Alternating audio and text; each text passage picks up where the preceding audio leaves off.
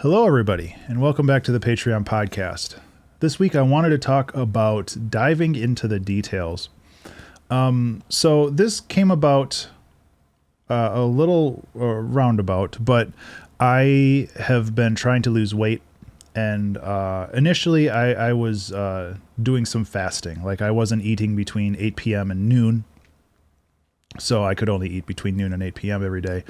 But that wasn't really working. And I wasn't entirely sure why until I started counting calories, where I got super granular with everything I ate. I made sure to write it down and ensure that I was weighing all of my portions out and everything. And that whole process was incredibly eye-opening to me because I realized that both my portions were way too high and that I snacked a lot. I tend to like snack when I'm bored or when I'm stressed, and there's been a lot of that just in general lately. So I realized that one of the big problems that I've had isn't necessarily like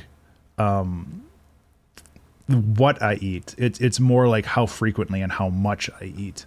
So having that calorie counter, getting super granular with the details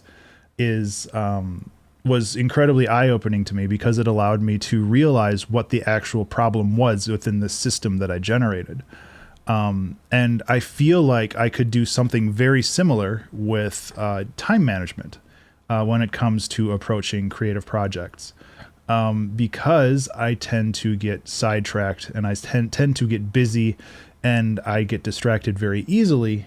I imagine that if I broke down my time consumption, like what I did with my time every 15 minutes or every 10 minutes, a large amount of that would probably be YouTube or some other distraction, because I get so wrapped up in watching videos, especially like long play videos of friends or people that want to support. And all of a sudden it's just like, you have this 3-hour long video on, and yeah, you're doing other stuff at the same time, but it's so easy to just look over and get distracted. And that like granular approach to monitoring my time is something that I really want to try to do, where I get like a spreadsheet that lists out like 10-minute increments throughout all the hours of the day. And I can better understand where my time is going, because I feel like it's just evaporating. And I know that that's not the case. I know that, a lot of things are happening and, the day continues to move forward. And this kind of goes back to what I was talking about last week, where I was talking about your progress is still valid, even if that progress is, smaller or less obvious. And I want to make sure that progress is still being made regardless of what I'm doing. But I also want to make sure that I temper the inputs, like the consumption of media that I have been a little bit crazy with lately.